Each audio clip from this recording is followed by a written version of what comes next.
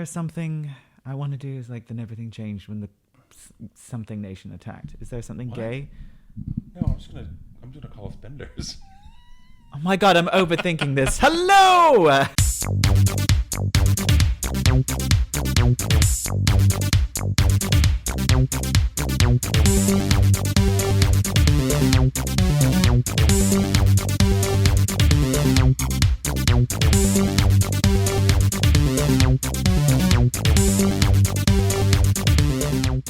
Hello and welcome to Incomplete Geeks, a gay geek podcast where we talk about all sorts of geeky things. Sometimes our knowledge is perfect, sometimes our knowledge is incomplete. That's right. I'm John. That's Nick. Just a couple of benders watching cartoons until we ascend to Avatardom.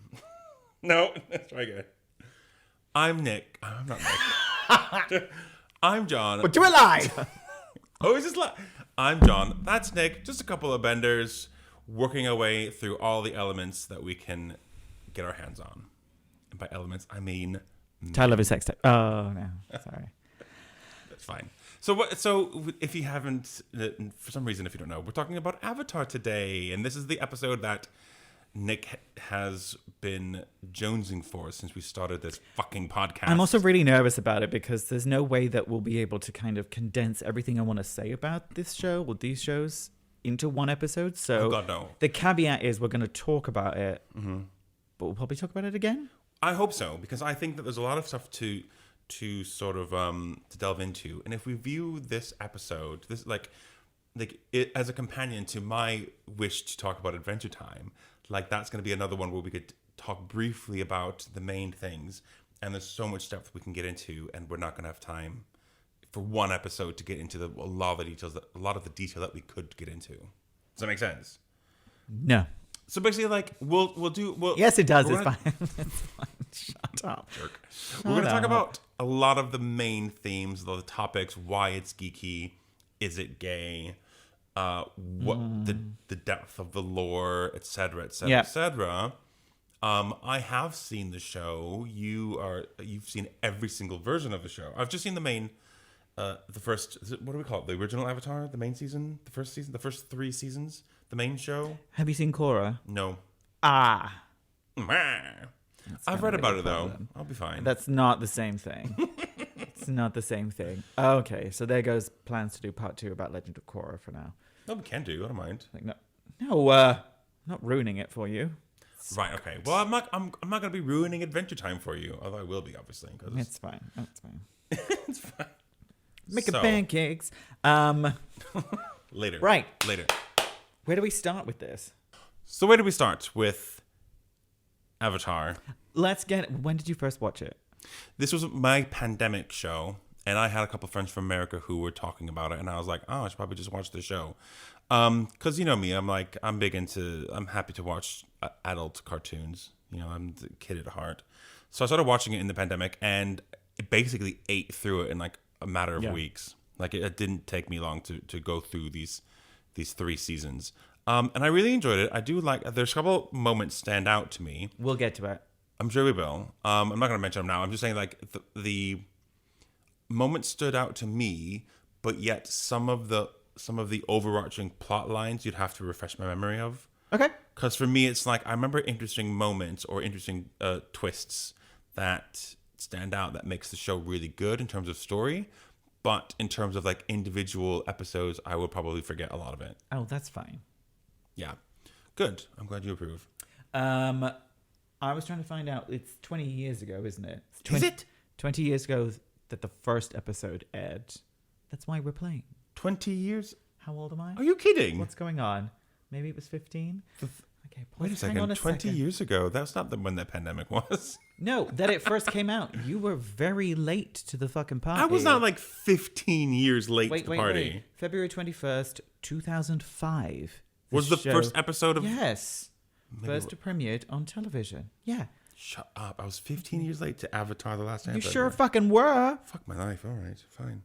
Late to the party, as always. So the first episode. So, you know, that's 4 years seasons, for the first season. A couple years break. Then 4 years for Korra. How did I miss it so much? So that's like 10 years of it being on the air. So and Korra then an had extra 10 years of you not paying attention to it. Korra had been and gone, and then I still hadn't seen it.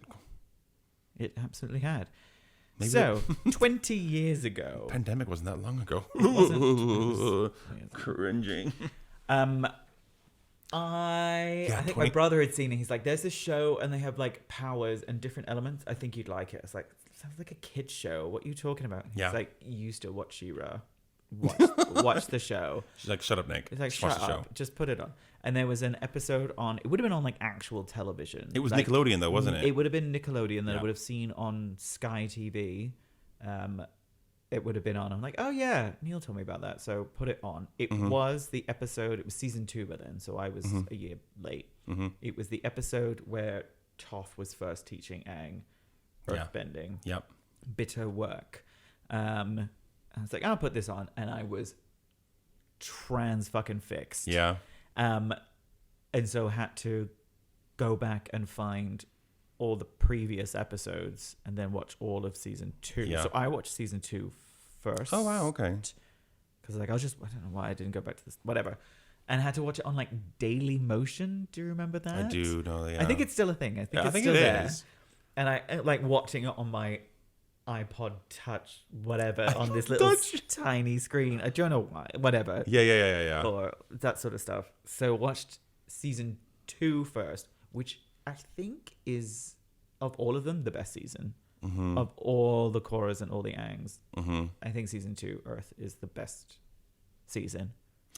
Appa's Lost Days, come on. I mean, yeah, sure. The Library, shut up. What are we talking about? I don't know what those are. You do. So then went back and watched season 1, but season 3 wasn't out yet, so I had to wait for it to be on TV, and just watched it on TV as an adult man. Was it season 1 was water, season 2 was earth, and season 3 was fire? Sure was. I feel like season 3.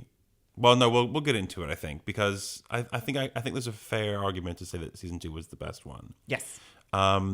Season 3 kind of dips more into the other characters, particularly Zuko and was it his sister? Azula, yeah. Who I do like that, but it grows in a way that it kind of not quite loses Aang, but it kind of is a different tangent that we weren't sort of expecting, if that makes sense. I think book 3 had obviously the job of had to finish the series, so it had to get. I think it had to do a lot more driving of the narrative. Like it had to really move the plot along to get to the final fight and that sort of stuff. So I feel like that's why 1 and 2 feel quite different from 3, because after the finale of 2, it's like, well, we're in the Fire Nation, let's fucking go. And it wasn't really much chill felt, time. The whole thing was just to sort of build up to this final battle, and the thing is, build-ups sometimes feel like filler episodes. Sometimes, not the whole season. Sometimes there are more filler episodes in the earlier ones, I think. And also, I think because the good moments in season 3, before I started watching it in earnest, I'd watch like videos on YouTube, whatever, just to see what the fuss was about, and people would talk about this, this great epic fight between Azula and Zuko, and it was like, or this big sort of the things that Iroh does. And I'm like, okay, so those are the best moments. And watching season 3, I was just waiting for those moments. Like I wasn't invested in the other parts, if that makes sense. See, because and watching it live, no one knew what would happen, and we had no idea how, because it was such, with anything, when it's such a big build up, like how are they going to finish this well? Yeah. And I think that's, or the big finale of the battle. People are like, this is, it's so epic. So I knew those were coming, almost like I was spoiled in a way. Whereas a moment like, for example, when Katara realized she can be a bloodbender, like that sticks out because I wasn't expecting that. I was like, what the fuck, And it is a very good episode, and it sticks out in my mind because Puppet Master. I wasn't expecting it. Puppet. Great one. Stuff like that. So I thought, I've seen the bit on TikTok and that sort of thing where people do, like, you have to do a 1-minute talk, rant, presentation, unprepared about a particular topic. Yeah. And I've often said either X-Men or it would be this. Okay. Get the timer up. I'm going to do a 1-minute summary recap of Avatar: The Last Airbender. Of the entire show. If you're watching, I'm not going to have my phone up, No, okay. and I'm going to make so many mistakes. And I mean, you could have notes if you wanted to, but No. It's even more impressive that we're you're not. going to do unprepared, just so that it kind of like refreshes your memory and mine. Yeah. And makes me think about the most important bits that I will forget, but I will need to see the timer as well. What are we calling this? I'll give you like 30 seconds left, 15 seconds left. Okay. So 1 minute on the clock. Summary recap of Avatar: The Last Airbender, first 3 seasons. This is Nick Baker with summary readout. Your time starts now. In a mythical world where all the population is divided into 4 different tribes, into 4 different people, each controls a different element. There's one person in each generation who can control all 4. In this world, there is an international war where one nation, the Fire Nation, has overtaken 2 of the other nations. Avatar has gone missing. At the beginning of the show, 2 unlikely heroes, Katara and her brother Zuko.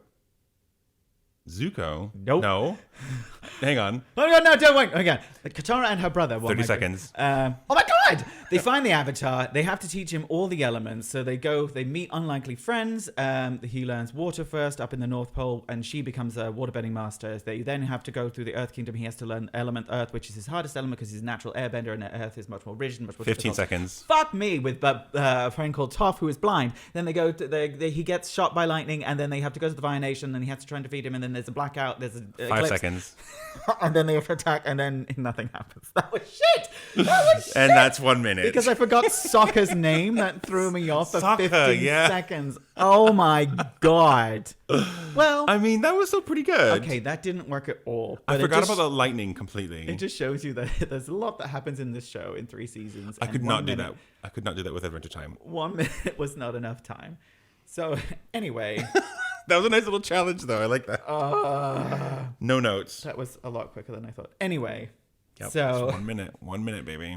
That's well done. I'm impressed. Do you want to elaborate on any of that now? Yes, I think let's spend an hour elaborating on all of that. So what's his name again? Sokka. Zuko Sokka. Yeah, it's all the same. That threw me. Such a dick. Okay, so I'm gonna get the episode list up for season 1 to talk about kind of like standout moments, because I do think it was the more not weak episode. Shall I tell you what I remember? No, because why not? Because we'll go through it and you'll be like, oh yeah, I remember that, or that sort of stuff. Fine, fair enough. Yeah, it's a bit of because I had to do a lot of the world building. Like the first 2 episodes, Boy in the Iceberg, where they find him and all that kind of stuff. Mm-hmm. It's all a bit like, it feels a bit clunky because it's establishing itself and that sort of thing. And so the threat and introducing Zuko, and he's like, I've been banished, that sort of stuff. His uncle. Oh yeah. It's a lot of what is it? Exposition. A lot of exposition, which has to be done. Yeah. You see Katara being a shit waterbender. And that sort of stuff. It really kind of kicks into grown-up gear when the 3rd episode is the Southern Air Temple. So once they've decided they're going to leave the little village, the Southern Water Tribe, and go explore the world and get to help Aang learn all the other elements, they stop at the Southern Air Temple, which is where he grew up. And of course, it's 100 years later, and he sees fucking dead bodies everywhere. Yeah. He sees his teachers and his family fucking genocided by the Fire Nation. So like, whilst they have this, they explain it in the preamble before in the credits, and they say the Fire Nation took my mother away, all that sort of stuff. For a kids show, it's not adult animation, it is a children's show. They go straight into the fact that like, this is the very real effects of war. Like your mum was killed, your dad's away fighting, and your entire people have been fucking slaughtered, wiped out. And he's so lovable and sweet and keeps his innocence and energy throughout, but it really does, it sets it up as like, we're not fucking Scooby-Dooing around here. Right. It has a bit of a different depth to it. Really, yeah. He literally is the last airbender. If you fail, that's it. And the world's completely thrown out of balance. And they introduced Kyoshi warriors and like the fact that they're previous avatars, and then Avatar Roku pretty quickly.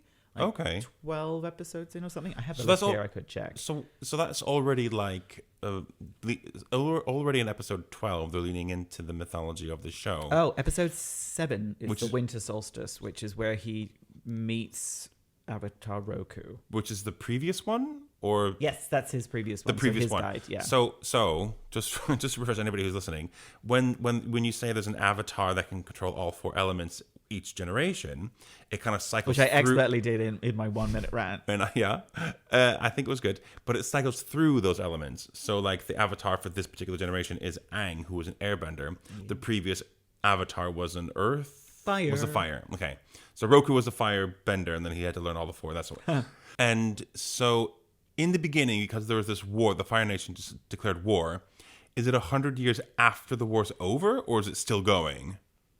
Do you remember doesn't any of this, or matter. are you doing this for clarity? I wanted to know because I don't remember. Because basically, my question leads on to something else. It was the 100-year war, and Aang was frozen for 100 years.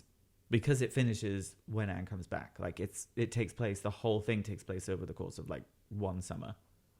Right. All 3 seasons take place over the course of a year. So the war ends essentially at the same time that Aang is discovered 'cause in the Aang- ice. Spoilers, Aang ends the war. Oh, right. Okay. So the war is still going on at the beginning of the show. Yes. Yeah. Right. yeah, Okay. Because my question then is, why is Zuko looking for the Avatar if there hasn't been one for 100 years? I feel it's kind of like what is it? Not a red herring, but it's a thing. You're banished. The only way you could come back is if you find the Avatar. And at that point, right. you know, he knew he wiped out. He knew he killed again. He saw Roku die, so he knew it had been reincarnated into the Airbenders, which is why the 2-3 previous Fire Lord at the start of the war wiped out all the Airbenders, so that it would mean that was the Avatar wiped out, which doesn't make sense because then it would have been a water tribe person. After fire? After Aang. Like if you wiped him out as a baby, as a 12-year-old or whatever, it would have just reincarnated as a different one. water tribe person. Right, okay. But yeah, but because they hadn't seen one come from the water tribe, that's, you know, they conquered the southern water tribe, that sort of stuff. They hadn't seen one.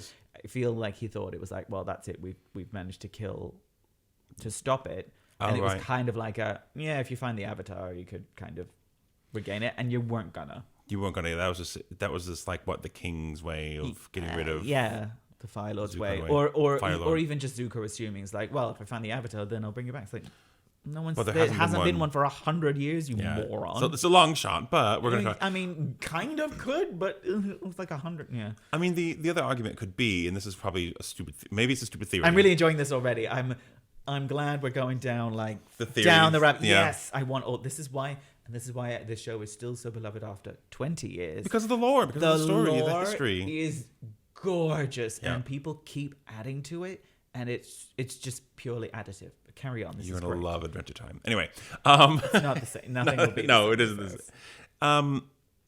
So people know about the cycle of rebirth of the Avatar. There's always an Avatar, and the Avatar has to learn to control all 4 elements. If there hadn't, I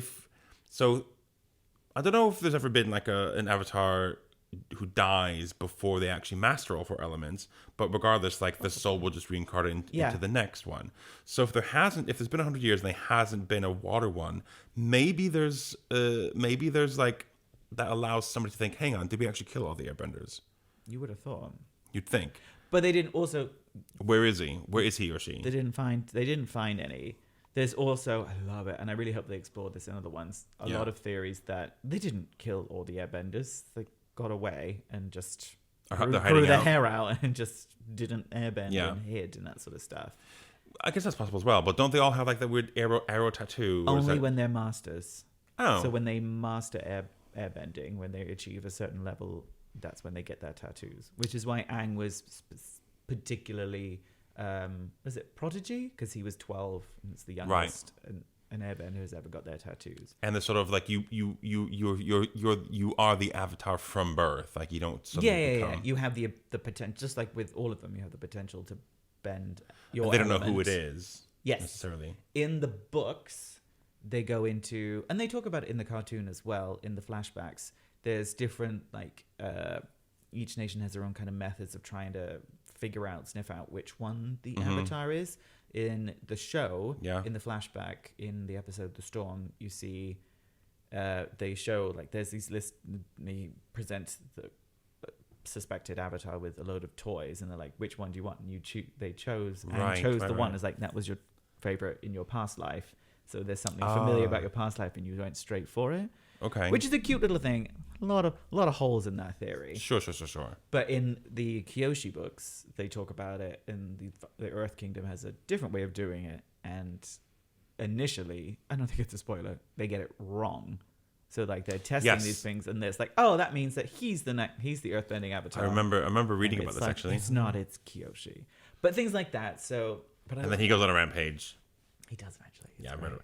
So when news gets out that the avatar has died, and they kind of know where they came from, and so they know, because it's the cycle that's been around for thousands of years or whatever. Yeah, well, people know because the air nomads were not isolated; they are nomads, so it was part of their nature. They would always be in other nations, which also put some holes in the fact that yes, he attacked the temples and wiped out those nomads.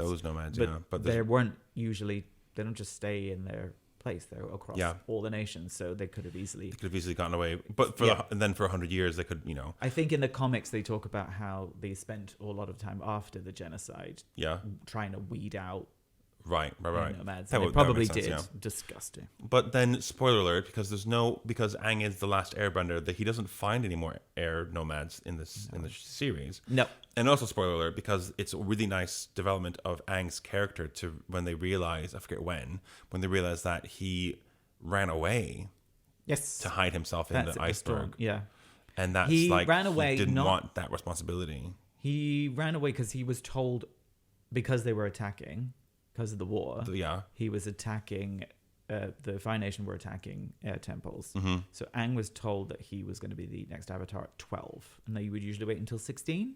Right, okay. When they can start training them properly. So he was told early, and he's like, well, you have to go and leave and go and train. He's like, well, just leave everyone in my family and go fight a war at 12. And he was like, fuck that.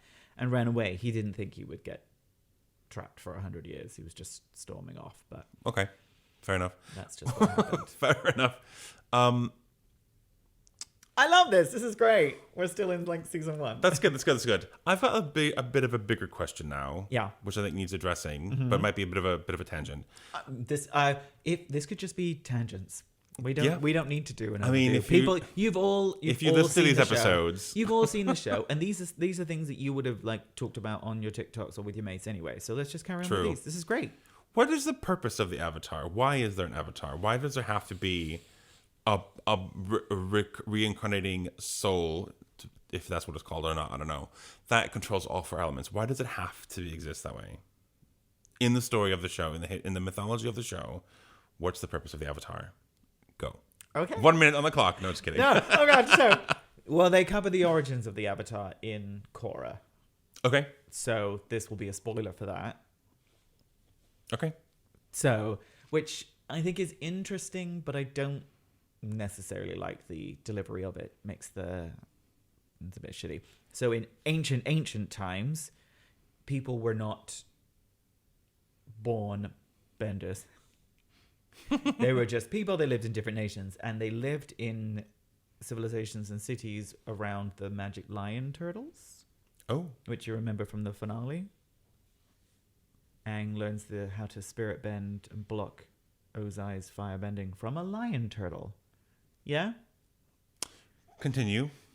Which was you keep going. I'm going to look up this lion turtle. Once you see it, he runs away because he's like, I don't want to have to kill the Fire Lord. And then he finds a magic mythical lion turtle, which is kind of based on our own mythology that crazy people thought the world was on the back of a turtle. Yeah, I mean, that's very Terry Pratchett as well. Yeah, it's what that is drawn from, but because it's Avatar world, it's a lion turtle. So in this mythical world, in the olden times, there were lion turtles. And that's where each civilization lived near one of those. And the lion turtle gave them the power to bend one particular element as and when they wanted it. So the first Avatar was a guy called Wan, played by You asking me? Invincible. the guy who does the voice of Invincible and was on Stephen Walking Yeun. Dead. Yes. Oh, Stephen Yeun. Okay. Oscar nominee. Is he? Oh, for the one about the family. Minari. Okay. Yes. So in this was, so he's part of a firebending people. So like when they go hunting, the lion turtle goes like, here's the gift of fire. So they go out. Oh, right. So the first bender was a firebender. Yes. Okay. You get the element. I'm back in the room. You get the element to use for a short time. They go out and hunt, that sort of stuff. Come back, we've got it, and you give the element back to the lion turtle. That's it. You just borrow it. He does something. He steals stuff, blah blah, and then he goes on the hunting trip. He's given the fire, and they're like, he does something wrong. I've forgotten sauce, and they're like, you're banished. Fuck off. And he's like, if I'm banished, I need to keep the element of controlling the firebending. Didn't call it that. Banished from what? From civilization, because he was a poor person. He kept stealing from the rich. Oh, right. And they're okay. like, you're banished. Get out. He's like, not from the turtle itself. No, and it's like, well, I need to keep this for my own protection. We have no idea what's out there. And the lion's like, yeah, fine, keep it. So he's the first one who like keeps it for a long time and learns how to actually do proper bending with it. Okay. This is so long-winded. Do you really want to know? Yeah, keep going. I want to know what the purpose of the avatar is. On his journeys, he encounters lots of spirits and that sort of stuff, which is the part I don't like, because they make the spirits out as like, oh, everyone loves the spirits. The spirits are great. The spirits are cunts. The spirits are fucking horrible creatures, and they make out that they're like, oh, we need to look after the spirits. The spirits murder and mutilate constantly in this, whatever. So that's my beef. I feel like they should be a bit nicer. Like the panda bear one. He was cute. Remember him? Spirits of animals. No, sorry. I don't know Korra. The panda bear was in Aang, but okay, fine. I'm too far. Sorry, I went too far with that. I pushed that too hard. How dare you? He eventually meets some air nomads living on a different. He's like, oh my god, there's other turtles and there's different elements. I had no idea. Okay. Cute. Blah blah blah. Then, as he's wandering around, hanging out with the spirits, making friends with the spirits, he encounters two giant spirits that look like kites. Just go with me on this. Beating the shit out of each other. And one of them's going like, oh my god, help me, she's trying to kill me. And so he like firebends and breaks them up. Mm-hmm. And one gets away and he's like, ha ha ha, I'm an evil spirit. And he runs away, and she's like, my whole purpose is for millennia is keeping the spirit of darkness in check forever, that sort of thing. Okay. So long-winded. Sorry. No, I'm loving it. Yeah. They kind of like, oh, fuck you shouldn't do that. Well, I didn't know. They didn't swear, but you know what I mean. Like, sure. Tempestuous friendship, that sort of stuff. With the other kite. With the white kite, which is called Rava. And like, they team up and that sort of stuff. And he's like, what if I could take the power of the other elements? And then like, you can't hold two elements in you at one time. It would kill you. Okay. But she's like, but I can.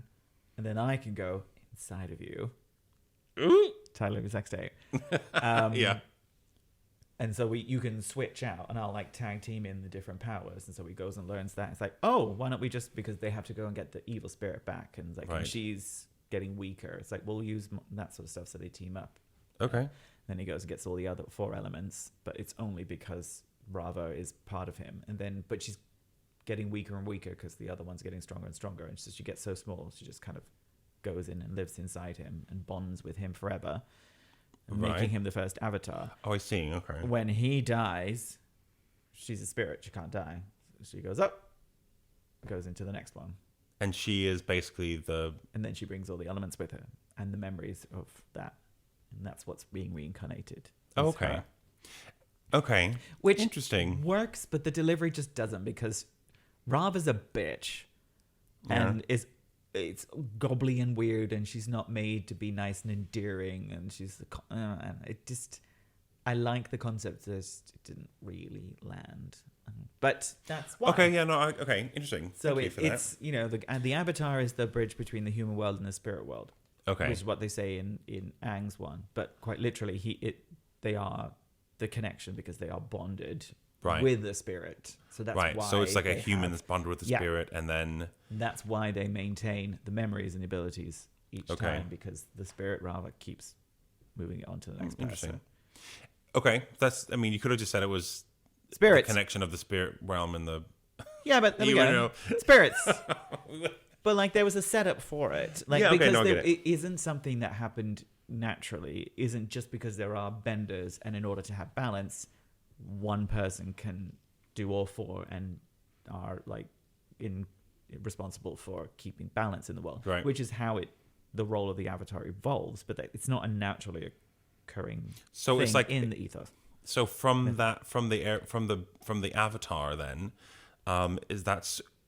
that's how you get other normal. Sorry, I bumped it. So, that's how from the avatar. That's how you get normal people learning how to do the technique. Is it a technique that people learn? So when And did they catch the black kite, the evil kite? In Korra, they do. You come across Oh. yes. So one Like a long no. Like they do. They put him in this. They trap him in the spirit world, and then he gets out in Korra, and that's the big thing. Right. Okay. Whilst all that stuff was happening and one was exploring the world, they're like, well, the time for lion turtles is over. We all need to go out and explore and like learn from the spirits and everything like that. So they get all their bending from the lion turtles, and they're like, bye. So the lion turtle doesn't protect them anymore. But Okay. you've got your element. It's like, you need to figure this shit out by yourself, kind of thing. The humans as a Yes. general sort of thing. Okay. And that's when the benders first became a thing. Okay. Interesting. Thank you for that. Yeah. Very good. Look at that So, history and lore. Yeah. Okay, that was a nice little tangent. Which is, they keep they added all that to it, and it's still, it doesn't take away or doesn't devalue anything that happened in the previous show. Do you think they knew something that they didn't really realize when the show was first created? It was meant to be like a kids show in the style of animated in the style of like an anime kind of thing. Yes, absolutely. Very very Eastern sort of themes and all the mythos, all the stuff is from. They didn't have that kind of depth, which is fine. That kind of depth of lore, but the fact that they could sort of delve into the mythology of it is what makes shows like that great, I think. Yes, because you pull out all these characters and just explore them more deeply. They had a lot of the mythology set up, and they did put a lot of thought and effort into it, but it just means you can just go more and more with it, which the new writers did. And they did want to make it mature or like serious and fun, the fact that it's based on war and genocide. Yeah.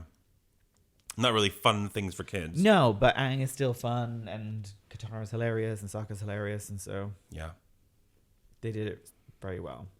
So this is still the first season then, isn't it? Yeah, we got to episode 6, like episode 4. Oh, you got your list there, okay. Season 1, learning stuff, Jet, and people hate the great... Jet? Which one was Jet? No. He's a freedom fighter, human person who wanted to blow up a Fire Nation village, and oh my god, I can't believe you would do that. It's like, they killed our whole family. Yeah. Like, you went too far. And you said the Kyoshi warriors, are those the ones that Sokka falls in love with one of them eventually? Okay. Suki, yeah. Remember that. The Great Divide, which one of my many Avatar hot takes, it's not bad. People hate that episode. I'm like, remind me what happened. I thought it was cute. I thought it was good. The ending is a little bit meh. Or they have to cross the Grand Canyon equivalent. Yeah. And they encounter two tribes fighting because you can only go through, you have to have a guide to take you, an earthbending guide take you through it.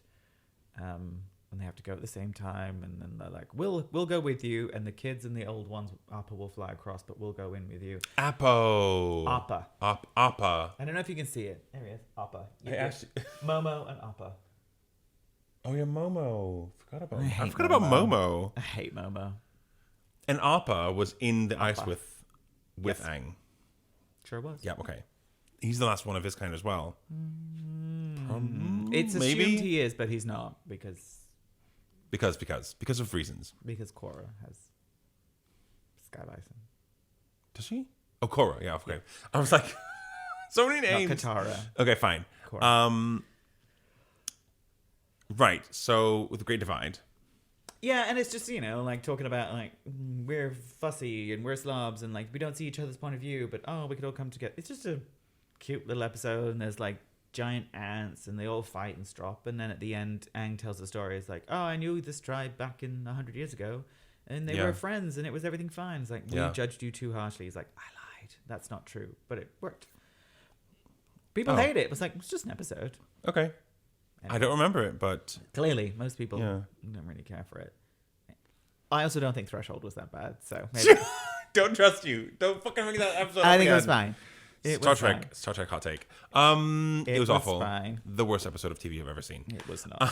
Far worse episodes. Awful, pointless, and The Storm is the flashback one. The Blue never get that Spirit is back. where you kind of first see Zuko sneaking off. He rescues Aang when he's got the mask on, that blue clay mask, that sort of stuff. And that was first season. yeah, Okay. Fortune Teller, where we meet June on her like a rat thing, possum thing that can smell things, and when it whips you with its tongue, you're paralyzed. Ooh, don't remember that. We see Sokka and Katara's dad. Okay. We meet Jong, who's the first person to teach Aang firebending, and he accidentally burns Katara, and he's like, I'll never firebend again. Oh God, I don't remember that either. He does. Northern Air Temple, people living at the Northern Air Temple. People living at the Northern Air Temple. Yeah, so they've using machines and that sort of stuff and live in one of the abandoned temples. Right, not nomads though. No, and at first he's like, why are you in my fucking home? And Yeah. then he's like, someone should live here, that sort of stuff. Sure. I think that's my least favorite episode, but whatever. Okay. And then they get to the north, the Northern Water Tribe. This I remember. Siege of the North, great finale. That was a really good finale, and they're taking him there because they know that there's a waterbender master there. Well, they were that all Aang can learn waterbending from. masters up there. So the difference in the South Pole, because it's a shithole Yeah. for some whatever reason, because it kept getting attacked by the Fire Nation. All the benders were abducted Right. and stolen. Katara was the last waterbender there because Oh. they didn't know she was there. So they have no waterbenders, so they can't manipulate the snow the way right. you could. So their whole society is just a fucking dump ice field. Gosh. Whereas with the Northern Water Tribe, it's all the waterbenders are there. So everything is built from ice and snow because they can waterbend it. And they have, canals and like weapons and stuff because they have waterbenders. So And they can put up a defense if the Fire Nation were to attack. yes. Shall I go on a side tangent as well? Just a brief one. Is this a 1 minute one? No. No, this is something that I thought was really interesting that I learned from the books and why I think it's great that the books This is a and theory. things- No. Okay. It's canon because one of the creators was involved in the book. So I think it's from one of Kyoshi's ones. Okay. Did you ever wonder why the Water Tribe was so shit? I mean, I think it was because of, But they're always shit. So they talked and kind of like, why? it's like a backwater tribe kind of thing. Yeah. Why did the Water Tribe not have a fucking navy and take over the fucking world the way the others did? Because at some point, both the Fire Nation and the Earth Kingdom have colonized and spread out. It's like, but this is two, But also, why did they live other sides of the fucking planet? Why are they not in one place? Anyway, Just because it was like that's where in America, that's where the pole in America. On Earth, that's what happens. There's ice on the top and on the bottom on the planet Earth. Yes, I know it's cute, but strategically, you'd have all your assets in one place. It's like, why are we split on the other side of the planet where we can't help you? Because they're tribes, not a United Kingdom. We're getting really political. I like how- it's America, but not the United Kingdom. I didn't mean America. I didn't mean to say America. I see. Anyway, my point was... There's a kingdom, there's a nation, there's tribes, and there's nomads. 4 distinct kind of ways of living, I suppose. Yeah. So, why didn't they ever have a navy? Because they would have fucking dominated because they would never need to, in the older days, they would never need to wait for the wind, all that kind of stuff. They could travel. Yeah. And in the books, they talk about it. It's because they live in the fucking frozen tundra. No fucking wood. There's no trees. There's no resources. Yeah. The way that the Earth Kingdom and the Fire Nation have a shit ton of natural resources. Yeah. These backwater bumpkins in the That is North and fair. South Pole can't create ships, or at least not to the same size and scale that the other nations Ships could. made out of ice? But then that's fucking cold. And then when your concentration slips, it becomes water and you all die or drown. I mean, you wouldn't because you're all waterbenders. It would be cold, but you know what I mean. They'd sail south to the firebending nation and melt. And then melt. Yeah. So it's not practical, and it would be slow. Anyway, that's little things like that can be written in the books. It's like, oh, they never got a real navy because they have no natural resources. And there's no wood, there's no trees. When you need huge amounts to create a thing. I'm like, oh shit, that's really cool, and I'm sure it's not something the original creators thought of, but fits really nicely without taking anything away. And it's just, they figured out a good answer to that question. Yeah. So they were just like, yeah, that's what it is. I love shit like that. Anyway, cool. Yeah. So they get to the Northern Water Tribe. It's massively misogynistic. They're like, we're not going to teach Katara. She's a girl. Ew. Yeah. And she's like, well, I'm going to kick your ass, old man. Yeah. And she kind of does, but not really. Gets her ass handed to her. And then he's like, respect. I'll teach you. And everything's changed. And she saves feminism. Yay. And then they fight. And then he turns into a giant fish spirit. And Yue becomes the moon. The moon. I remember that. That was the moment if that was our intro. That's really confusing. Turns into a fish spirit. Yeah. Comes a moon. The moon. Anyway, I remember the moon now because you mentioned it, and that was the kind of La. What? Twee and La, the fish spirits. Do you remember them? Yes, because they kind of made like a yin yang kind of shape. So they were the original waterbending spirits that loved each other so much they became fish so they could be together forever. Rather than be spirits. That was the moment that I realized that this show had a lot of potential story-wise in terms of like going into the lore and the depth of it. The fact that it doesn't have to live in like high fantasy world, but because of this mythology and the spirits and the elements and stuff, they can dip into it. So when they had Ko, the face stealer, do you remember that from that? From the first season? No, yeah. So from this episode, Aang has to go into the spirit world. And he encounters this thing called Ko, the face stealer, which is a giant worm thing. And if you show any emotion, it steals your face. How fucking Return to Oz is that? How fucked up that is. And you see one of the faces it stole was the face, I'm assuming life, of one of the previous avatars. Oh, right. Of the waterbending avatar. Weird. So, like, it can get really dark and really fucked up. Yep. And then go back and say, I'm a giant fish. Smacky, smacky. Saves. Because I love you and I want to be with you forever. And then Yue dies. Yes. She sacrifices herself to become the moon so that they can get their water bending back. So that sounds dumb as fuck. but it's so, it makes it really, the stakes are really fucking high. I do remember the face stealer. Dark. That is so fucking dark, but done so well. Love it. That's when I was shit. This. Sorry, I showed up with live action. No to the live action. Just stop trying to make it live action. It's a great cartoon. It works as a cartoon. Why? I don't know why. It works so well as a cartoon that they want to, Stop trying to make it. And did you know that this is another fan theory, which could work, and I really like it. If Aang hadn't run away and been frozen. Yeah. Say he like grew up as normal, fought, no big war, and died at age 80, 90, whatever. Would have been reincarnated into the Water Tribe. Yeah. The theory is it should have been Yue who was the next. Oh, really? Because she's like, I didn't cry. I was born without a spirit. It was supposed to be the Avatar spirit. The Avatar spirit was supposed to go into her, but it was still stuck with Aang. So that's why they got the moon spirit. So she does make... It works. And again, I don't know if they ever planned that or if they're like, we'll let the nerds figure this out. But it works. It doesn't take away anything from it. And it's cool. The more you talk about it, the more I remember like thinking when I watched that episode, like something different about her. That she's obviously like, I could tell that she had some sort of destiny waiting for her. That wasn't... Which she fulfilled in saving the Water Tribe and from that sort of stuff. That's great. But yeah, she could have been, would have been, should have been, maybe would have been. Maybe would have been, yeah. That's how life went. So then, is not this episode where the Fire Nation does eventually attack? Cause they feel so that's the invasion. Yeah, they invaded. Because they've learned about Aang by now. Yeah. Oh, they met. Yeah, because they met Zuko and Commander Zhao, who is voiced by Commander Zhao. Yeah. Not the uncle. No. Because Commander Zhao gets killed by Aang. In that episode? Yes. Because he's like, the water, he becomes the big fish thing, right? Yeah. And he's like smacking boats away. But like the water thing comes up and grabs General Zhao, and who is it? Zuko or something? It's like, give me your hand, and then he firebends Zuko, so it drags him down into the water and kills. What, Zhao firebends Zuko to get him away?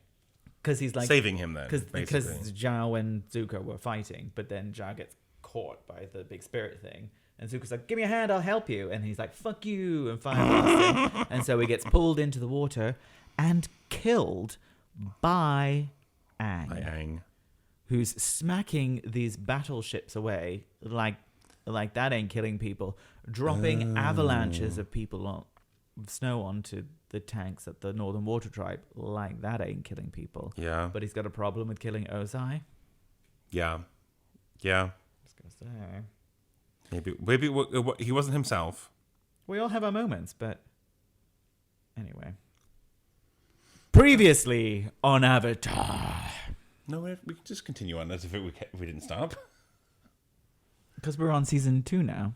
We're on book 2 now. Yeah. So that was my segue into it.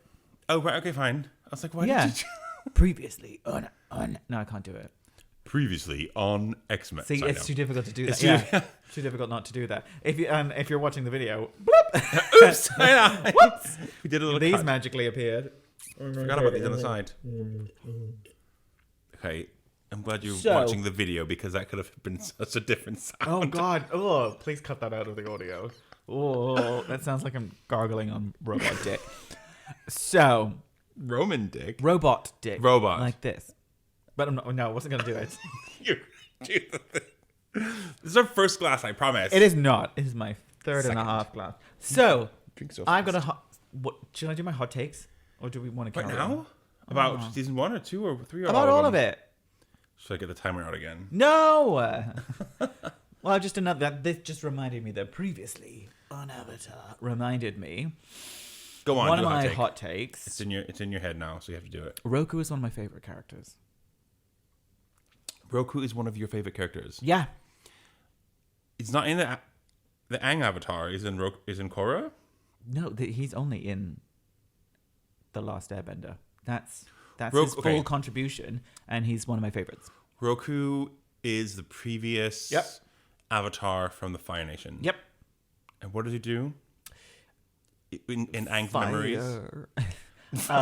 Really? He did some fire. Because unlike most shows, I don't have a clear-cut favorite with this. Like in... What's another show we like? Game of Thrones. Khaleesi. Mm-hmm. Give me another one. Next Generation. Deanna.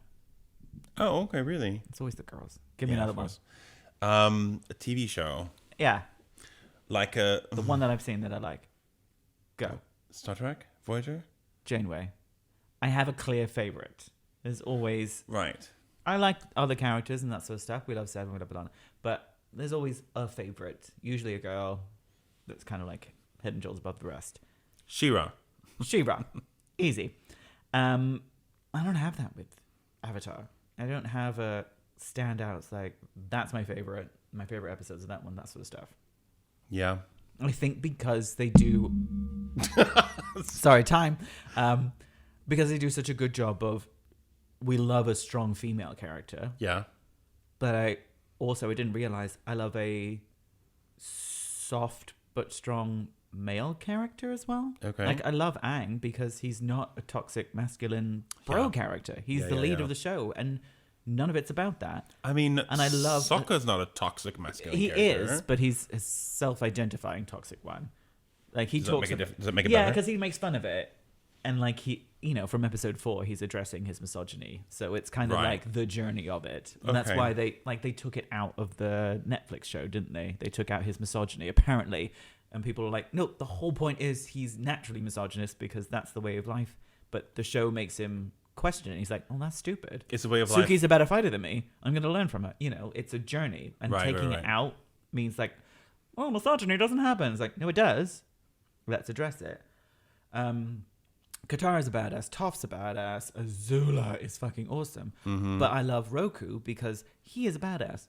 he's not a dick about it, and he's not broy about it. He is sophisticated, and he's dead. But like his character is not using a masculine tropes to be he's not iconic. Yeah. I don't know if that he's makes not like commandeering. sense. He's not like he's not expecting that. It's not. I can't think of an example. He's not expecting that sort of people to admire him because of who he is. Just forget the fact that he's a man. He's not the cowboy. He's not. I'm gonna do whatever I want. Yeah. I'm gonna. 'Cause I'm a man. I'm a Tom Paris. I'm a He-Man. I'm a Poe Dameron. Lion-O. I'm a fucking Poe Dameron. Harrison. Who's Harrison Ford? Han Solo. Solo. Any of these kinds of characters. He doesn't do that. It's always super. It's like I don't know. So that's why Roku's one of my favorites because he's established, from the start, he's super duper powerful, super wise, dead, and Old. caring. And Is that right? Yeah. Oh, okay. Yeah, I'm sorry, I needed a visual so I can remember. fair. That's absolutely fair. I'm obsessive about this. So he's one of my favorites because obviously my favorite episodes are about the Avatar cycle because I love the myth behind it. Like and the history of it. when he's like, if you die in the Avatar state, the Avatar line is broken. Things like that. I'm like, Oh, I forgot about that. that's amazing. I love that shit. It was like, it's time you learned about our history. I'm like, ooh, I love that shit. And it's like all this, Okay, yeah. all that stuff, which is why he's my favorite. Because I love those episodes. And Why does the Avatar line is destroyed if you die in Avatar form? Well, it's established in that episode, the Avatar state, season 2, book 2, Earth. I think we're in book 2 the now. second episode, or first or second episode. Possibly because, Rava's out, all the spirits are out, and if you die, then Rava won't get reincarnated, and therefore Where does Rava go when you're in Avatar form? spirits can be killed. I don't know. It's Okay. it's not fully explained because it's fantasy. Yeah, But okay, fine. The rules are if you die in the Avatar state, you will not be reincarnated. You have to remember that when I ask questions about like, oh, well, why is this? Tell me the story about the backstory about it. Because you don't remember. If the answer is but if the answer is, I don't know. Magic. Magic. If the answer is it's not explained, but this is the way it is, that's okay too because then that's the story. Yeah, because that's You have to allow a certain number of conceits in order to appreciate a show. It's like if I have to, what's it called in theater when you have the suspension of disbelief that the world exists and there In are the first benders, place, that there are benders around. Yeah, exactly. So Anyway. yes, Roku is one of my favorite. And people like, oh, he's a shit Avatar. I was like, I don't think he is. And does he first appear in this episode in book 2? No, he appears quite early on as a ancestor, whatever. He tells Aang about the cycle and about the comet and that sort of stuff. Do you say comet? Yes. Sozin's comet. Tie-in to Adventure Time. Anyway, We're not doing Adventure No, Time. but it's in my head because we're mentioning it. Sozin's comet is the whole point of the show. Okay, there's a significant comment in Adventure Time Anyway, I don't care. I know you. Oh, you should. It's really good. I'll care when we do an Adventure Time episode, which we haven't done. We should do an episode of Adventure Time. Add it to the list. Anyway, what was I doing? Roku. So yeah, that's it's not a hot take, but yeah, a lot of people giving grief. It's like, oh, he's the worst Avatar. I'm like, is he? I didn't hate him. Is I he don't worse than remember Korra? hating him. Like, come on. He just, he didn't stop his nation and his best friend from starting a war after he died.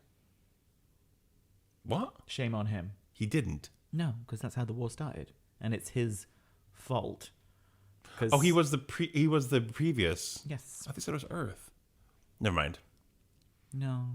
Who was Kyoshi then? I think 3 previous. And why is she so significant? Because she's a fucking badass. Okay, I believe that. That makes sense. Yeah, she's the one before Roku. The one before Roku. Yeah. And then there's Kuruk, and then there's Yang Chen. And that's as far back as we've established. And Yang Chen was just the previous Air Nomad. Air Nomad. Got Voiced by Tress it. McNeil. Oh, yeah? Of course. Yeah. Of course. And Kyoshi was voiced by Jennifer Hale? Hale. She's great. Fucking love both of them. So anyway. So Book 2 Earth. The best season because we've established the world. We know the world, which is why it was kind of fun to start watching in Book 2 because I kind of like it when it makes you do the work. It's like, oh, you need to learn earthbending. I'm like, what the fuck is earthbending? It's like, no, catch up. Don't explain it to me. Go. It was kind of fun because then the pacing was great. It's like, oh, we're going to go find an earthbending teacher. You went with it, yeah. It was really fucking cool. Yeah, so book 2 is the best one. The introduction of Toph, massively important. Toph might be my favorite character. Absolutely fair, but that's also kind of like standard. Loads of people love Toph. Oh, okay. That's great, but that's great. I'm but happy to be in that club. It's not I a don't hot care. take. No, yeah, exactly. It's not a. You know, that's why when I like, I think my favorite's Roku. Everyone's like, the dead one. But is your favorite Roku then? Him, Azula, maybe. Yeah. Strong female as well, but she does go a bit crazy. Love a messy hot bitch. Ain't nothing wrong with that. True. Ain't nothing wrong with that.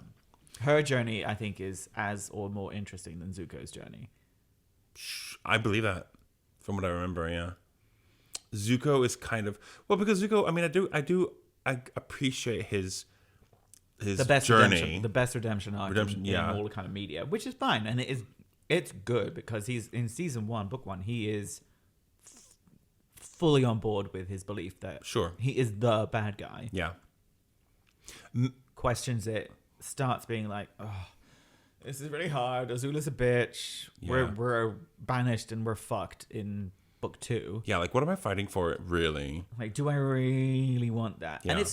And it's not quick. So the redemption arc is good because it's not just takes time. Oh my god, I was wrong.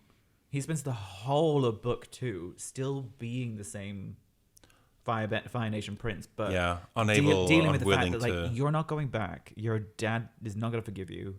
Yeah, you are fucked. You have to kind of make the peace with that, and that kind of gives them the perspective for in season 3 to be like, so we're all wrong.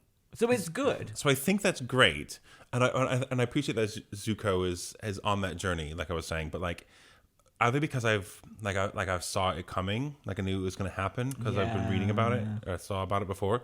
But also that kind of journey it was a bit expected. I wasn't surprised. It was a bit by the numbers in terms of a bad guy that turns good. You know, it's like I get it. It was done well, but that makes him not my favorite. Is it expected?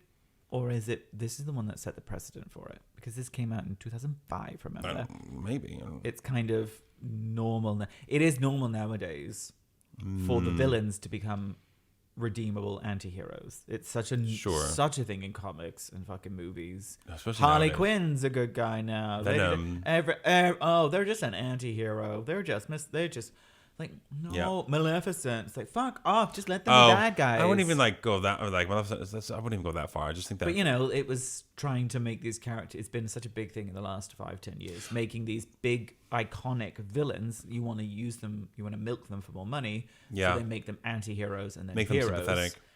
Maybe, but I think that. But Zuko did this 20 years ago. Before that was really a thing. 20 years ago, we are in our 40s. I'm sure you can find examples of villains who... Name 4! I'm sure one could find examples. And if you're listening or watching, please give us ideas of your favorites. Darth Vader. Sure. Is the first one. He's the villains who've reformed themselves and realized... Redemption arc. Faith. Faith, yes, very good. Spike. Anyway, Toph being you're a Toph fan. So Zuko. So the first time I saw Zuko in like episode 1, I'm like, he's gonna turn. Interesting. Which for whatever it's worth, it probably makes him not my favorite. Toph is my favorite because she is what a great backstory. She's a badass in her own way. She doesn't take shit in spite of the fact she can't see. Like that disability does not hinder her at all. In fact, she uses it. Yeah. And I think that's really admirable. And the fact is, she makes Aang work for it. She doesn't just sort of say, "I want to be the." It's just she ended up being the master that teaches him. Yeah, of course. Yeah, it is okay. Yeah. No, yes. I just wasn't sure I was remembering that wrong, but that is great. And it's like she serves her purpose and does it really well. And I'm like, that's admirable. She's like the Storm to Katara's Jean Grey. She's like the Storm to Katara's Jean Grey. So Storm was introduced as a strong, powerful woman and was always incredibly powerful, incredibly strong, incredibly established as a hero. Jean became that, but was introduced as a weaker character. Okay. That needed to grow and develop to become this established one, which I feel like it's my misogyny. I really enjoy those stories. I really enjoy the weak woman realizing it's like, no, I'm actually stronger than all of you guys. Is that misogynistic? Mate, well, there's a little bit of it.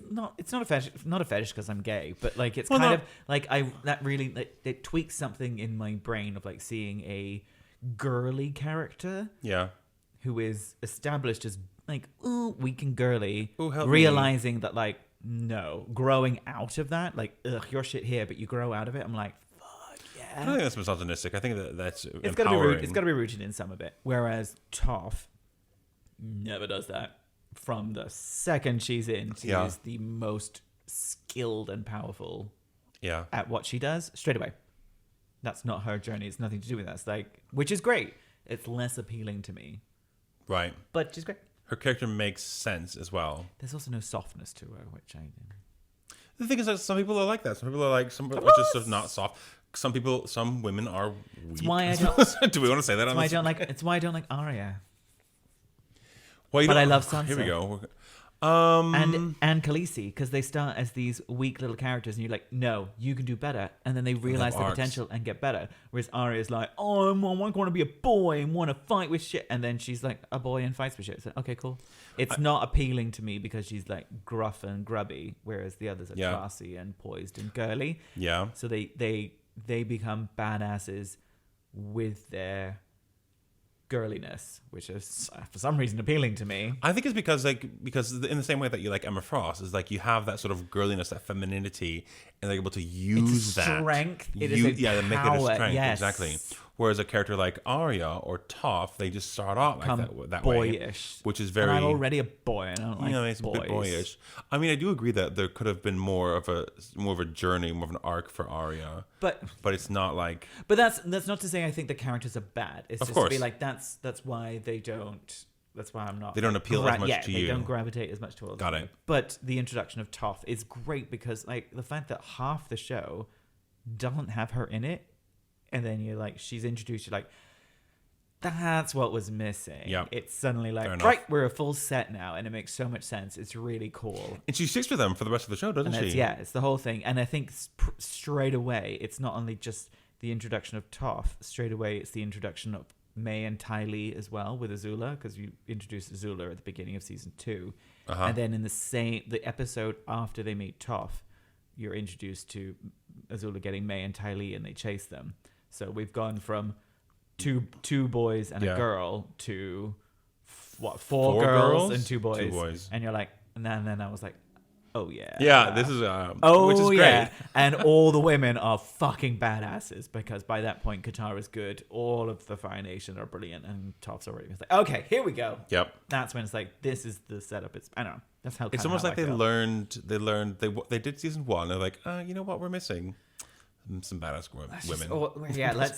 Let's just stack the deck with like badass, powerful women. Yeah. Which, side note, is just how shows work nowadays. They're created by men, with men that write stories about themselves. You've got Zuko who's got an uncle mentor, literally 2 men going through his journey, and the main character is Aang, who's is a male with his journey. Yeah. And you've got Sokka as well, who's got like this also. Who's the misogynistic, the loudest, funniest person of it. Yeah. And these are the stories you push through, and then as to Avatar as a show credit, like they saw, you know what we can do with this story is introduce more aspects of make it a female heavy cast, and I think it does really well. They changed a lot of the dynamic, and it's like, wow, it just really grew. Anyway, love it. Good. Book 2, Earth, great. So the best episodes of Book 2. Oh, tell me, yes, go. There's one about this. There's one in the city. Tales of Ba Sing Se. I don't know the name of the Tales of Ba Sing Se. I don't know the names of the episodes. Leaves from the Vine. I don't know what that means. You have to explain what happens. Not just say the names of episodes. So Tales from Ba Sing Se was it could have been. Oh fuck! I just took a screenshot. Tales of Ba Sing Se is very, very much a filler episode. It's like a bottle episode in animation form, which obviously doesn't exist. And it's whilst they're in Ba Sing Se trying to find Appa, and before they do anything, it's little vignettes of Toph's Day, Aang's Day, Iroh's Day, I think maybe another one, and like so it's just a little filler short Zuko. one. Wasn't Zuko? Because No, he's still looking for... I think Zuko alone was a whole episode. Okay. Was a previous episode or other one, so it was... Maybe he was there? But anyway, the most significant thing from that is Uncle Iroh's episode, which is where he goes around the city and he's like helping people out, and then he's like, oh, it's a special day, but it's not a birthday or anything, and he goes up, not an anniversary. I remember this now. And he has a little picnic because it's his son's birthday. Yes. And he sings Leaves from the Vine to his dead son. Oh my god. And all of us fucking cry because the episode is also dedicated to Mako, who is the voice actor. After season 2 was finished. I was just going to mention Mako because he is also the voice of one of my favorite characters in Samurai Jack. He does the voice of Aku, and such a great voice actor. And obviously, when they brought it back for the 5th and final season, they had to get a different actor in, but iconic. Season 3 couldn't capture it. I really wish they'd had an Asian person do it, but yes. So things like that. I completely forgot about that. Leaves from the fucking vine just destroyed all of us, But things like, I think The Library and The Desert are amazing episodes. But Appa's Lost Days, where you go through all these journeys where Appa's missing, and then you go back and see Appa's point of view as he tries to find Aang and all that kind of stuff. It's so... Yeah. I forgot about that. Time to do drama. Like, we know there's this big overarching thing that is... But before season 3, it's like, it's not like a ticking clock. There's still like, we have all these other things to do. Yeah. Whereas once we get into book 3, it's like, we're in the Fire Nation now. It's like, go, go, go. This is what the story is going to be. It's just nice to have what's the world? Who am I? What a nerd. It's 3 world, is it's like, world building. oh, wow. Yeah. And then 3 is like, fuck me, let's get this done. Which is why I think that shows like this are so good, because they spend time to do world building. They spend time to give the characters space to breathe and reflect, and not a lot of good Which shows wouldn't happen do that. nowadays. No. Like, it would be like you have 8 episodes on a streaming show to establish this, because it literally did happen because they adapted it into a Netflix show. And the thing is, like, I know we don't want to talk about the Netflix show or anything live action. I haven't watched it. The reason that they doesn't do so well is because they don't have time to let those characters breathe and like flesh out feelings and stories and the world itself. I mean, the reason that a world like Game of Thrones does so well in the longer seasons is because you take time to reflect on what maybe Game of Thrones is not really a good example. Even though they managed to do it in 10 episodes, but like, you know, they take fucking hours of like all these little intricate stuff. It's like, we want this world. We want this interconnected mess of things that may or may not connect. We wanted all of that. And it tells the story rather than just sort of doing action. There we go. Yeah. Which you wouldn't get nowadays until we go back to old fashioned, which we might do. It's a shame, really, because there's always like the Netflix thing about let's make sure people stay attentive. You know, let's make sure that everything's explained for them because the second screening. You've got to trust us. Just tell a story. You just tell a good fucking story. But you got to trust your audience, and I know that's difficult because everything's expensive and that sort of stuff. So I do think Tales from Ba Sing Se is massively a standout episode. Sure. But like all of them are fucking bangers. Cave of Two Lovers, Secret Tunnel. Oh my god. Please explain. Do you not remember Secret Tunnel? I don't know the names of the episodes. Remind me. The cave. What is it? The Cave of Two Lovers. Sorry. The Cave of Two Lovers. So they're trying to get back to Omashu, so that That's the city. Is a city. So that King Boomy, who Aang knew when he was a kid, could teach him earthbending. Okay. They met him in season 1. It's like, oh my god, it's Boomy. So he's 100 years old. You're 100 years old. Right. 112 years old. And he's crazy and old. But it's like, I need to learn waterbending first. And then he's like, well, Boomy, we'll go back to Boomy so he can teach you. And this is about, like, well, they have to find their way there. But, like, oh no, we don't like going underground, so we'll fly over. Yeah. And then they get like shot at by Fire Nation, like, ah! It's like, fine, we'll go in the secret tunnel. The comedic timing is so funny. And they meet these like wandering nomad people. No? None of this? No. I'm not going to do the whole song, but it's... Should I watch it now? Just Google secret tunnel. Secret tunnel. And the voice is Klaus from American Dad. Robert Sheehan. Oh, sorry, Klaus. I did Klaus from Umbrella Academy. No. Oh, I love him. Oh my God, I love him. No, but in a very different way. No, from Klaus. American Dad. Oh, the German one. The German fish. Who does the voice of Klaus? He just does a lot of animal. He does all the animal noises as well. Tunnel of... So he's Opera and Momo. Tunnel song. Secret tunnel song. Oh, it's not D. Bradley Baker, is it? D. Bradley Baker. It's my fucking Is surname. it? D. Bradley Baker. And so he's one of these wandering characters, and He's so good. he tells the story. You'll remember it. Put it on. Put it on. Put it in front of the people. Fine. No, fuck you, advertisement. Fuck off. While you're setting this up. Oh, it's a real legend, and it's as old as earthbending itself. This is what you meant. Two lovers forbidden from one another. A war divides their people, and a mountain divides them apart. Built a path to be together. Yeah, I forget the next couple lines, but then it goes, secret tunnel, through the mountains, secret tunnel, yeah.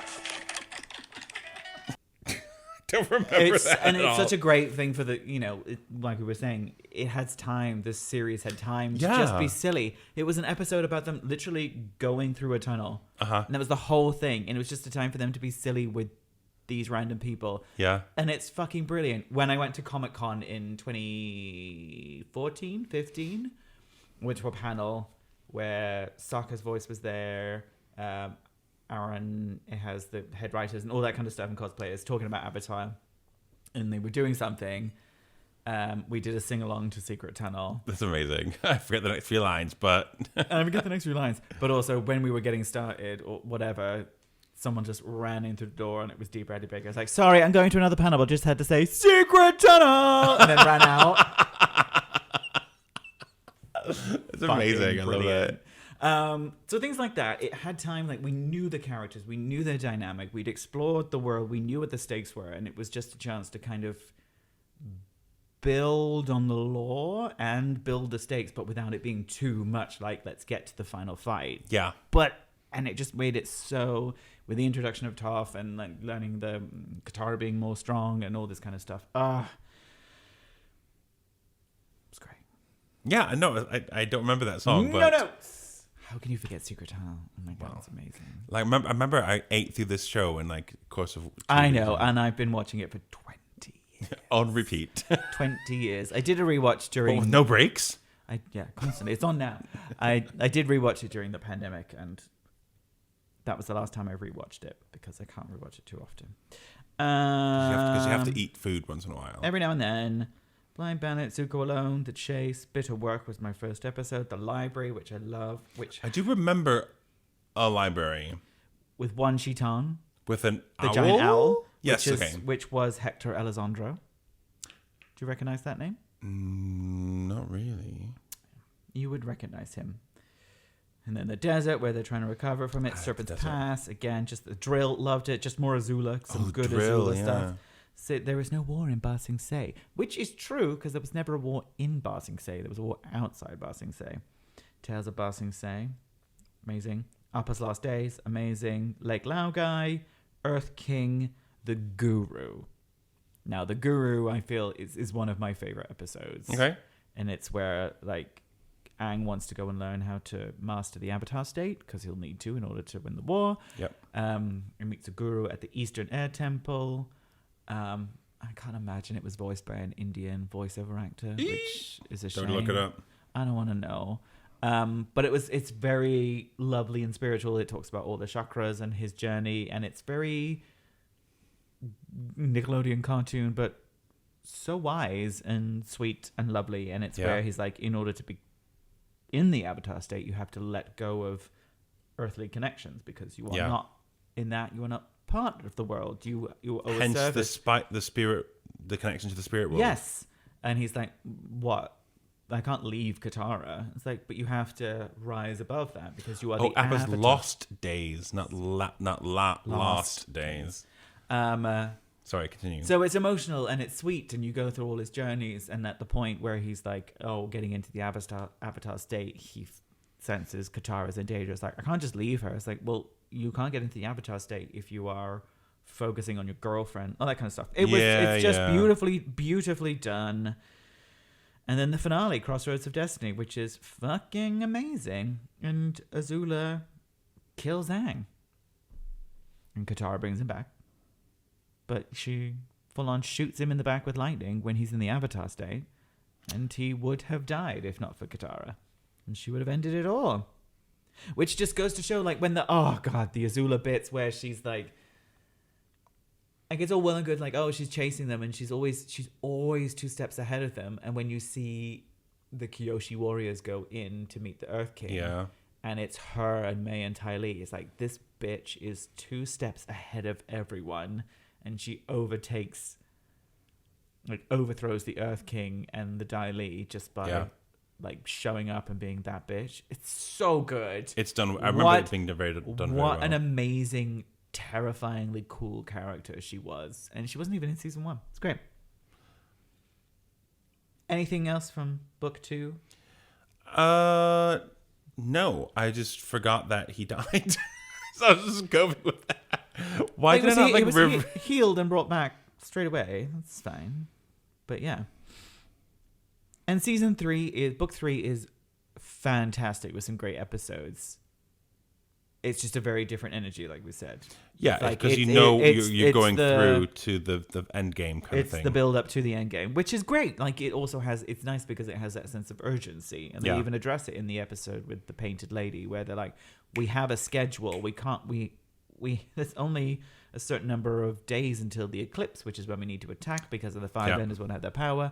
And she's like, I'm not going to stop helping people, so shut up. So it even kind of in-world addresses, like, we have a time limit here. Like, we're going to run out of episodes. We're going to run out of time before we need to do this. And I love the fact that they had their big thing that they were building to will attack during the eclipse. That happens halfway through. Yeah. And would have failed. And does fail. And they're like, oh, shit. And they have to regroup. And they have to deal with all of that shit. Because it's kind of like, you don't expect it to happen halfway through the season. Yeah. It's obviously. Like, Day of Black Sun, let's do it now. We're jumping the gun. That's not going to go well. And it doesn't. Do you want to talk about the finale then? Because basically. Yes. Or we do. But, because I'm just trying to, like. Of the couple episodes. So that's the vibes of the whole season. And standout episodes for me. Yeah.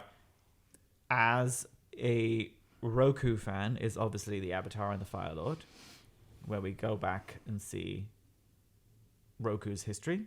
Do you see how he dies as well? Yes, where we see that he was best mates with Fire Lord Sozin back when he was that and that sort of stuff. And, and Sozin's kind of fall into madness as the tyrannical, that sort of thing. And Roku learning the elements and how in the olden days you would take years, like a decade of training to master the elements, and Aang has to do it in 1 summer. Yeah.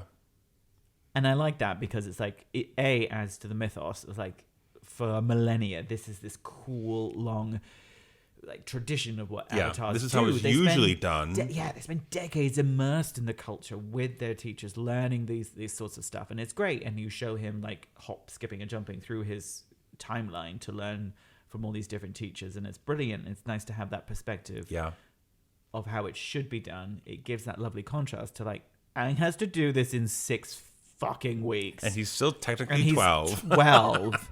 And it just adds. I love that. It makes the world seem bigger and more majestic, and that lovely contrast of Aang being like, and the stakes are much higher as well. Right. It makes it seem like an almost impossible task. But when one of Roku's first lines is like, you can do this because you've done it before. Yeah. In 1,000 times in 1,000 lifetimes. Yeah. You will be fine. It's also like, oh, that's nice. So that's a standaway Because it is basically like you are the spirit of Rava. Like if the system was designed better, you just remember it. You wouldn't have to learn it every lifetime. You just remember it. It's like, I'm ready. 16. Oh, I remember now. Done. Yeah. Anyway. Let's unlock these memories. Done. Can I punch in the secret code to download all the access? The other one that stands out for me, and we've mentioned it already, is the Puppet Master. Yeah. Oh, forgot. Yeah, this is season 3. Which is... when Katara learns to be a bloodbender. Bloodbending. But mainly because I love Hama. Or is it that Hama lets Katara... unleashes Katara, she already knows how to do it? Because from what I understand, it's... No, she does learn it. No one knew how to do bloodbending before Hama. Hama invented it. Oh, so she like teaches it to Katara. Yes. Okay. Yes. Sort of. Because she doesn't really teach it, but she tells her about it. Yeah. And I do feel like I agree with you that yes, Katara is a prodigy and instinctively understands waterbending and bloodbending in a way that a regular waterbender probably wouldn't. Mm-hmm. But Hama did invent it. Hama came up with the concept of it. I'm a massive Hama fan and a massive Hama apologist, and Hama was right. Hama was fucking right. You slaughter a nation, and then you start kidnapping and killing my family and my neighbors and my friends, and then you kidnap me and leave me trapped, tied up, tortured for years. Yep. And then I beat some of you up, and they're like, ugh, you're such a bad person. Like, no, I mean... You're lucky she didn't pull the blood out of your fucking faces and kill you fucking all. It's like, they're innocent, they're villagers. It's like, oh, Israeli apologist. Ooh! Maybe got that. Yeah, no. Yeah, you're part of it. And the fact that you're like, they were so ready to forgive... Oh, the Fire Nation people don't know what they're doing. It's like you're profiting off of... You're part of that culture. Profiting you're part off of genocide and colonialism, but you won't give that grace to Hama because she's the other side. You're being mean. No, Hama was right. Yeah. Hama was absolutely right. It's like, maybe don't kill some people. It's like, I didn't kill anyone. I was like, well, then whatever.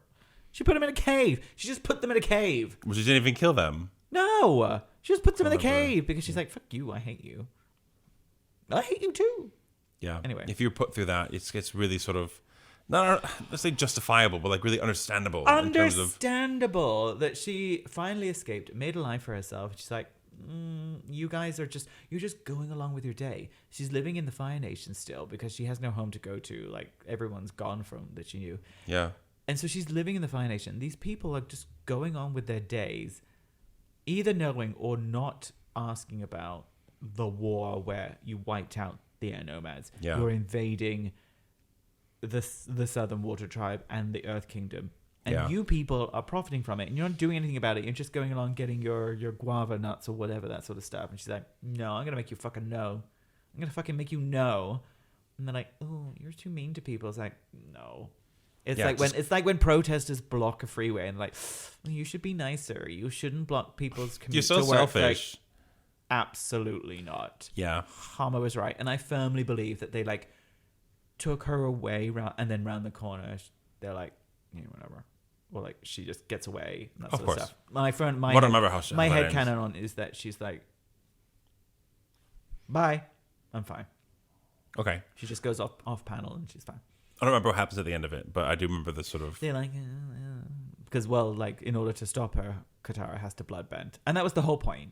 She was egging her on. It's like, in order to stop me, because she was bloodbending, like, you have to learn this. You had to do this. You had to cross this moral boundary that you thought you had. It's like, oh, I can't do this. Like, this is fucking war. Yeah. They will wipe us out. They wiped us out. Yeah. They killed your mother. They full on fucking burned your mother's face off. Katara's face? Yes, Katara's mother. They killed her. Sorry. Yeah. And it's like, you can't pussyfoot around. It's like, we need to be nice. Let's meet in the middle ground. No, bitch. Yeah. It works really well today. Yeah, it's got... But also, it's because it's Tress MacNeille. And I'm so Is it? and I'm so you're so used to hearing Trust McNeil being just so fucking hilarious and a Yeah. goofball, and to be this terrifying old creepy character Yeah. with such gravitas and such badassery. It's wonderful. Wonderful. So I like that episode. I would watch that one again. It's worth watching, yeah, as a standalone. It's Yeah. so great. Love it. That's a standout one Good. for me. It's a nice For little book take for you. 3. Sorry. That's another one of my hot takes. Hama was right.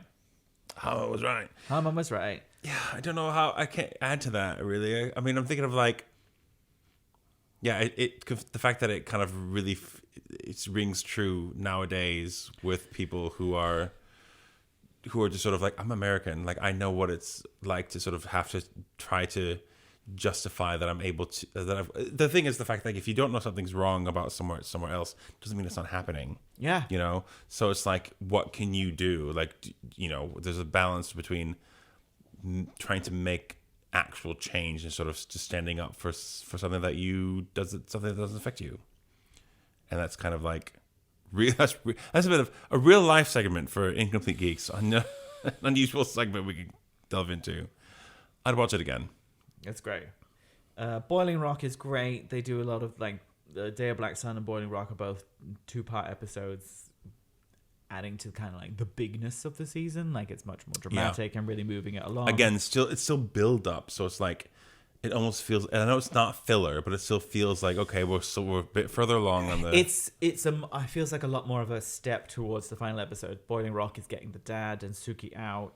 Obviously, Black Sun is when it happens. Ember Island Players is 100% filler, but also Which brilliant. was that one? Ember Island Players. So where they go on holiday to Ember Island, and then there's people who tell the story of the Avatar, so they retell everything that's happened up to then, and it's 100% filler, but I do kind of remember that. they parody themselves, and it's so funny. Like the fact that Toph is played by a giant muscle-bound man. I remember this, yeah. Because that's what Toph was supposed to be. It was written, Oh, was it? It was written. Toph's character was written as a giant male character, Like the and they're Earth. like, this would be way funnier, Yeah. way cooler if it was a 10-year-old girl. Yeah. And they reference that, and that's cool. And then it's Sozin's Comet 1, 2, and 3, 4. Is that the finale then? 1, 2, 3, 4. A 4-part finale. Okay. Because it's a big fucking deal. You don't remember what happened in it, do you? No, I do. I'm trying. I'm trying really. What happened at time you? No. And you know, this is you're. I'm having this face now because this is like the third time that I'm biting my tongue referencing Adventure Time. Shut up. Exactly. Shut up. There's We're so talking many- about Avatar. So many relationships. So many connections. Anyway, 4-part finale. Yes. No. I mean, not really. There's a big fight between him and Ozai. Yeah. It just builds. It's just beautifully done, because it could be easy for any old cartoon to just like, here's the fight. It just masterfully builds the stakes, and because it's a big world and there's so many characters, it takes the time for each episode to be like, right, where is everybody and what are they doing? Because obviously the climax is Aang versus Ozai. Yeah. We know that. But it takes the time to be like, well, there's lots of other journeys that need to be. Iroh's journey needs to be there. Azula versus Zuko. Zuko? Yeah. That needs to happen. That isn't. Is that in the main finale? fight. What? Is there a big fight in the finale? Yes, the Agni Kai, the big where she's losing her mind, like that sort of stuff. What happens with Suki and all that kind of stuff. Like it's a massive. Like it's making sure all the ends are tied, but without looking like it's like done. Yeah.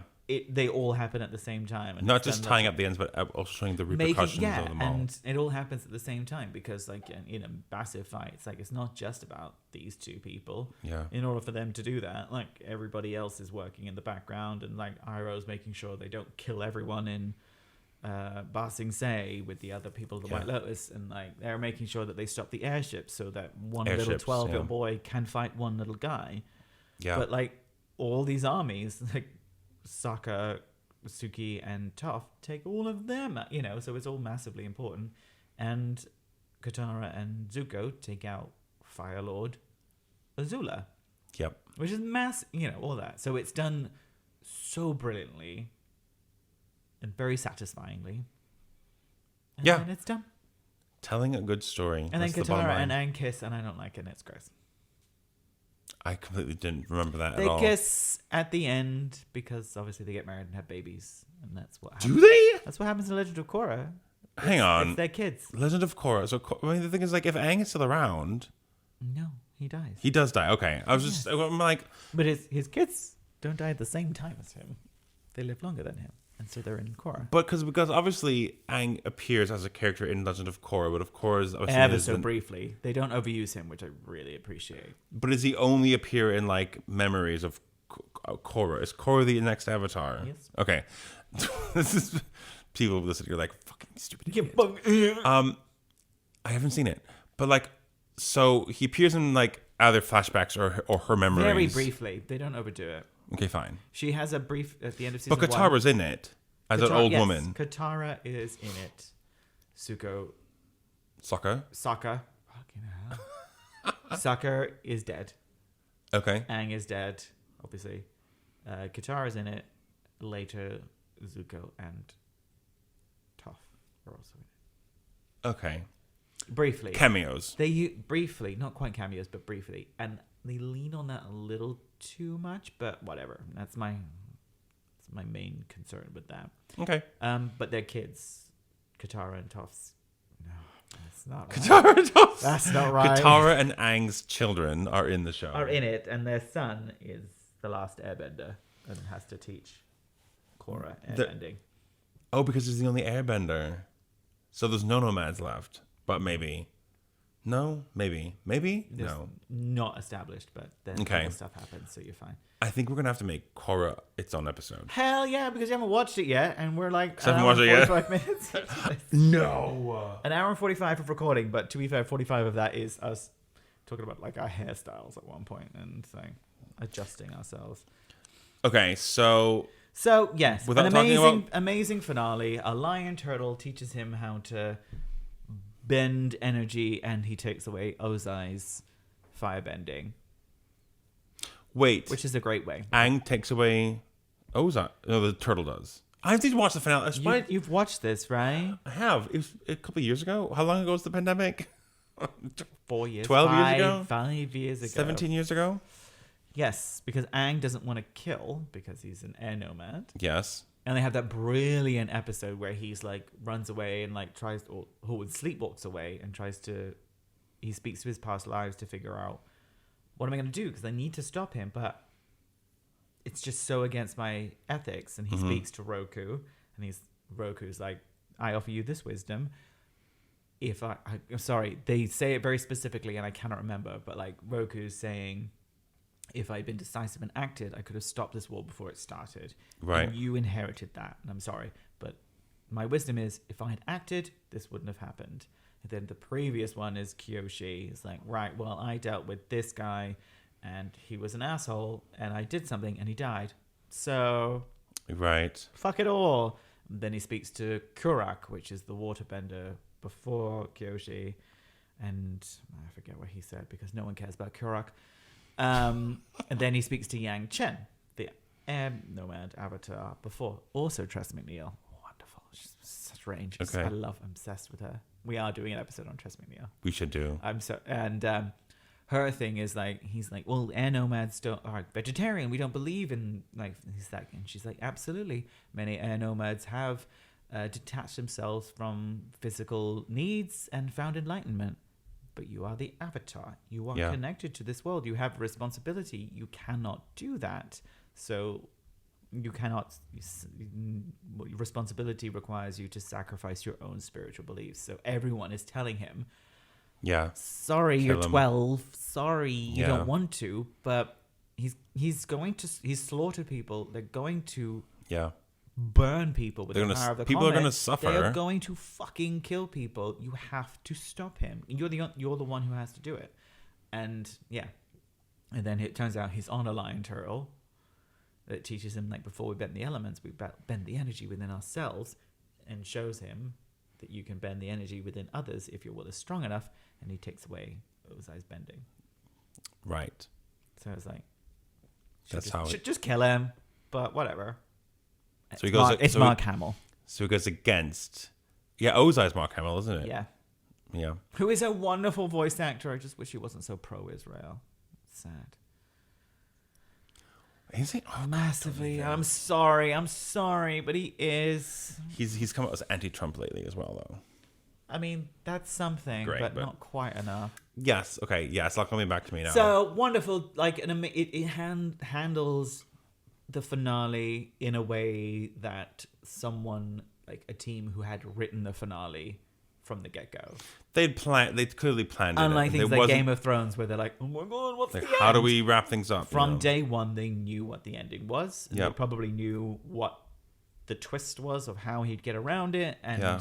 and like, I love, like, so we talked about how, like, you know, Zuko's redemption arc is one of the most the best Yeah. ones of all time. And I was like, I love Azula's journey because it goes from her introduction as the most, as I said before, like, she's 2 steps ahead of you, the most Yeah. calculating, incredibly intelligent, vicious characters. And you can see, I think it's the Boiling Rock episode where her friends betray her because they want to don't want her to kill Zuko or something like that. You can see these little moments that would happen if, as you get more and more powerful because she's getting more and more successful, chip away at her mental health. Yeah. They talk about how the fact that the mother's disappeared and thought she was vicious and evil, and she talks about how that's something that weighs on her mind. And then her friends don't stand up for her, both of them. They betray her, and then you can see that it's like, Yeah. oh God, the friends are May and Ty Lee, Ty yeah, Lee. because she was about to kill Zuko. Okay. And like, nope, I'm not going to let you. And then she was Like, I going to kill vaguely May. remember that as well. And it's so dramatic that you can see the betrayal in her eyes. It's like, no one's going to look out for me. And that descent into madness, if Khaleesi had done this, it would have been absolutely fine. You can see her, like, how it just chips away at you. And she's just at the end so manic and has no support and is against anyone. And that's why they could beat her. That's why Katara could beat her. Although Katara beats her every time, which is interesting. What do you mean every time? Every time they fought, Katara beats her. There's more than one time. But yes, that's why they could beat her. So I feel like that's, again, brilliantly written out. Like, they knew that she's going to be, she's unbeatable, but it's a very human thing that brings her down. It's like, you have no support. Everyone thinks you're crazy. Everyone's against you. Everyone's against you, which is a very kind of Shakespearean trope. And that's definitely in the Paranormal. finale as well, because that's worth a rewatch as well. That final fight. Rewatch the whole damn thing. I can't have time. I mean, I've had a Rewatch few the weeks. whole damn thing. Make time for cartoons. I gotta work though. I have to work Nah. though. If you Your listen, evenings are free. They're 20-minute episodes. Just put one on. How many times do you like, do you want to watch something? I don't know. It's like, well, let's just put an Avatar on while we're cooking dinner. there's already too many shows that I have on the go. Name 4. Name 4 shows that I have on the go. Yeah. With my boyfriend. Name 4. Chaos. We're trying to watch that one as well. Oh, don't bother. It's cancelled. Adventure Time as well. Babylon Berlin. We're watching that one as well. Yeah, but is this a sit down and watch it, or put it on while we're doing something in the No, background? we're actually sitting down and watching it. Exactly. So put an Avatar on while you're making pasta, and then when that's finished, you sit down and watch Berlin thing. Okay. Because it's like, what do you do with your evenings? You finish work at 6. You have like 7. Usually 8, make 9, dinner and then 10. play video games. Oh, see, that's your problem. You have like 4 hours until like you go to bed. How do you fill that with TV? 20 minutes, 22 minutes. I'll make it work. Finish Voyager first. If only I could just get paid for watching TV.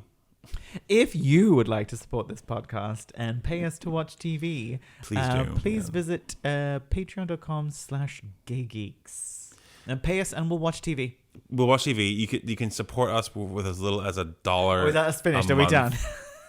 Yeah. Was there anything else? Like, was there like There's a million things, but we're just press the surface. If and when we do another episode about this show and this universe, what do you want us to talk about? Right in. I feel like this, like, we could do like an episode about a specific theme in each of these ones. Like, there's no gay. No gay. I In didn't this. even ask you this. There is in Korra. Should I watch Korra after I watch Avatar? Rewatch Avatar. There is in Korra. There's no gay. And the journey. There's no homo. There's no homo, which is a shame. But it's a cartoon for kids, and they wanted to get it made. But like, that's a really important thing about Korra. Okay, well, I'll look forward to hearing about that. If you want to get in touch with us and let us know what you think, or if we missed anything, please get in touch with incompletegeeks at... Wait, no, what is our email? incompletegeekspodcast@gmail.com, or get in touch with us on TikTok or Instagram. Our handles there are at incompletegeeks. While you're there, give this episode a like, share it with your friends, subscribe if you haven't done so already. It really helps the show out every little bit. Thanks so much for listening. I know I missed a lot out in my 1 minute preamble ramble. Preamble ramble. I think that should have been the name of the segment. But yeah, we forgot something. We didn't even remember things that we'd already talked about. We get it. That we wanted to bring up. A lot of stuff because of a lot of stuff, but we're not complete geeks. But we are working on it. Thanks for listening. Bye-bye. Bye.